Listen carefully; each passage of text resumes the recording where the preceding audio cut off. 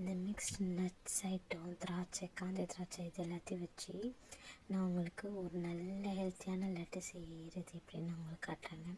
நான் இதை என் பசங்களுக்கு எப்போவுமே வாரத்தில் ஒரு தடவை செஞ்சு வச்சுருவேங்க.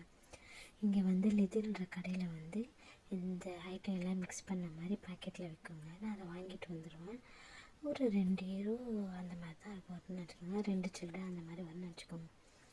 அதை ஒரு கடாயில் நல்லா காஞ்சிட்ட பிறகு எடுத்து போட்டு கொஞ்சம் நெய் ஊற்றி நல்லா வறுத்துருவாங்க. புன்னிறம் ஆற வரைக்கும் வறுத்துருவோம். அந்த திராட்சை லைட்டாக உப்பி வரும் பாருங்கள், அது வரைக்கும் வறுத்துருவோம். வறுத்ததை எடுத்து மிக்ஸி ஜாரில் போட்டு நல்லா மையாக அரைச்சிப்பேங்க. ஏன்னா எனக்கு சின்ன பிள்ளைங்க முழு பொண்ணு நான் இதை தான் தருவேன்.